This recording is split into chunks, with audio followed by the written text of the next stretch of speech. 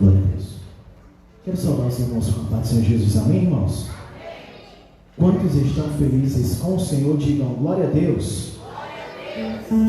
Ixi, não está feliz não. Quantos estão felizes com o Senhor? Diga glória a Deus. Louvado seja o nome do Senhor por mais essa oportunidade que Ele nos concede de estarmos aqui glorificando ao nome dEle. Quantos trouxeram a Bíblia Sagrada? Abra comigo no livro de Atos dos Apóstolos, capítulo de número 17. Atos dos Apóstolos, capítulo de número 17. Amém? Quantos acharam? Digam glória a Deus. Tem irmãos ainda procurando? Atos dos Apóstolos.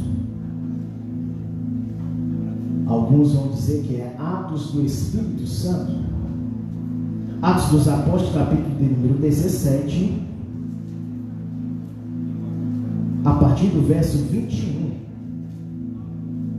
vai nos dizer da seguinte forma: ora, todos os atenienses e estrangeiros que lá moravam, de nenhuma outra coisa se ocupavam, senão de dizer e ouvir a última novidade. Verso 22. Estando Paulo no meio do Areópago, disse: homens atenienses, em tudo vejo que sois muito religiosos. Verso de número 23. Pois, passando eu e vendo os vossos santuários, achei também um altar em que estava escrito: ao Deus desconhecido. Ora, esse que vós adorais sem conhecer, é o que eu vos anuncio.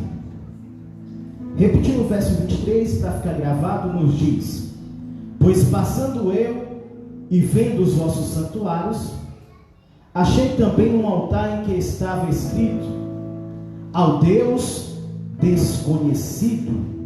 Ora, esse que vós adorais sem conhecer, é o que eu vos anuncio.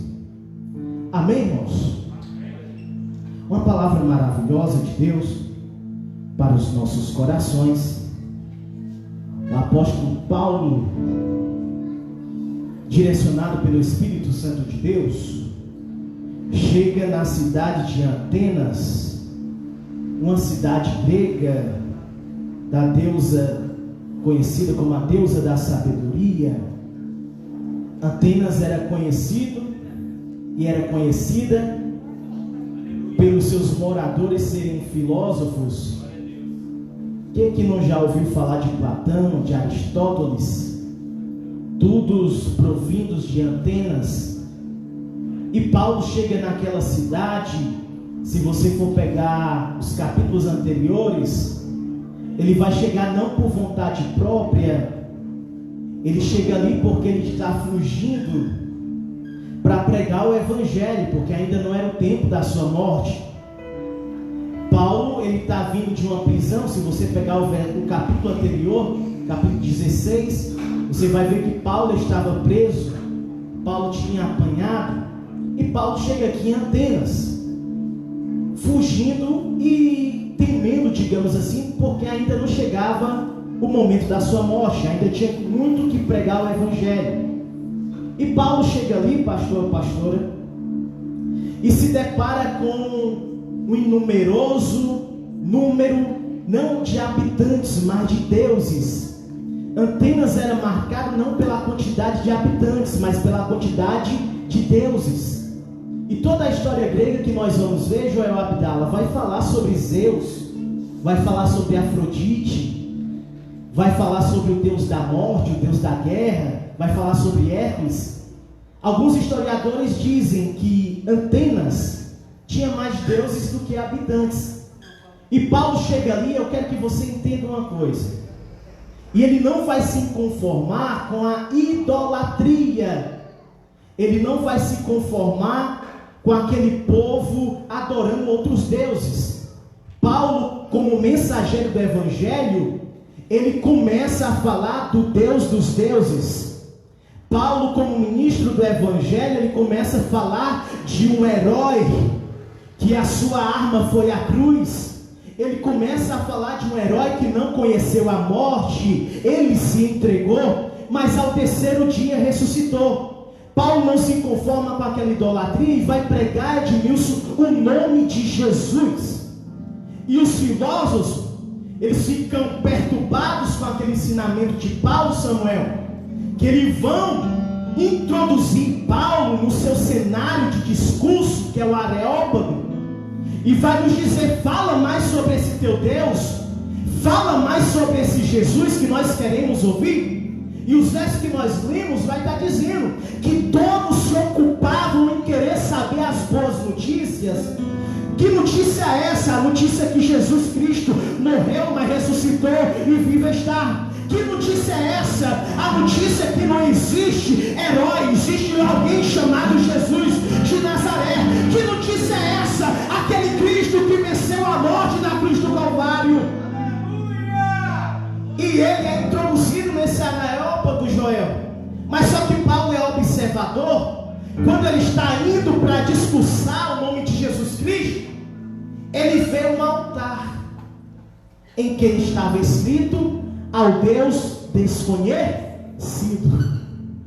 Eu vim falar ao teu coração, em poucas palavras, que o Deus desconhecido se deu a conhecer. Oh, aleluia. Se você for um crente pentecostal, você já pegou. O Deus desconhecido se deu a conhecer. O Deus desconhecido, que outrora outros não conheciam, se deu a conhecer para você nesta noite. Pelo quê? Pela graça, pela misericórdia, pelo amor, pela bondade. O Deus desconhecido se deu a conhecer.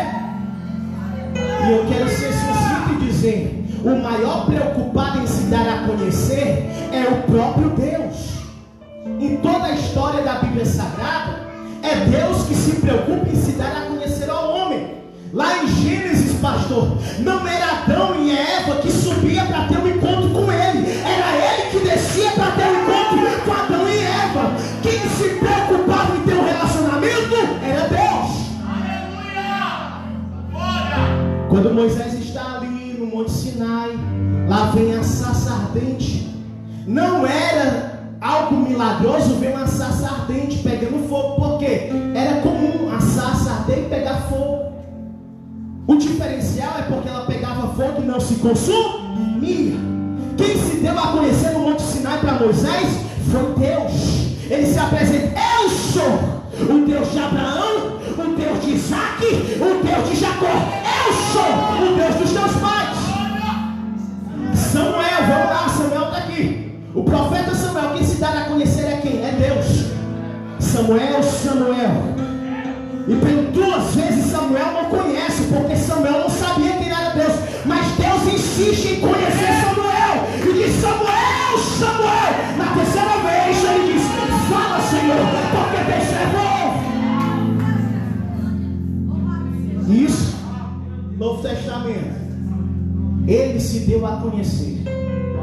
Ele vai chegar para os fariseus e diz: eu sou o caminho, a verdade e a vida. Quem tem preocupação, pastor, de se dar a conhecer é ele. Porque o homem, na sua condição, não tem condição de conhecer. Então ele se revela. Mas só que ele diz: os que eram meus não me conheceram. Até os discípulos que andavam com ele, chegou um momento que não conheciam ele. Qual, pastor? Lá vem uma tempestade, tá os discípulos num barco e Jesus estava orando. E a tempestade bateu no barco e Jesus não estava no barco porque Jesus estava orando no monte. Mas só que dá uma madrugada na noite, lá vem Jesus andando por cima das águas. Os seus discípulos, que já tinham andado mais ou menos 3 anos ali com ele, olham um para o outro e dizem: é um fantasma. Que é isso? É um fantasma. Por quê? Porque não conheceram ele. Aí ele diz: acautelai-vos, tente calma, porque sou eu, Jesus de Nazaré. Quando Jesus está se despedindo, Quando ele está se despedindo para enfrentar seu martírio, ele diz: olha, ficais aqui, porque eu vou para o meu pai, mas depois volto. Aí Filipe, um discípulo, diz: Senhor, então mostra-nos o Pai. Porque os discípulos que andavam tanto tempo com ele, mas não conheciam realmente ele. Senhor, mostra-nos o Pai. E ele abre a boca e diz: Filipe, estou há tanto tempo convosco e ainda não me conhecedes. Quem me vê, vê o Pai. Quem vê a mim, vê o Pai. Eu sou o Pai encarnado no Filho. Porque o homem, na sua condição, ele não consegue conhecer a Deus como ele é. Mas deixa eu te dar um recado nesta noite. Pela sua graça, pela sua misericórdia, ele se deu a conhecer a você, meu filho. Como? Nas atitudes, como? No fôlego de vida. A pandemia lá fora, mas você aqui. Ele dizendo: eu estou perto, eu estou guardando, eu estou livrando. E você dizendo: onde está Deus? E Deus dizendo: abre o teu olho, abre o teu coração, porque eu estou aqui.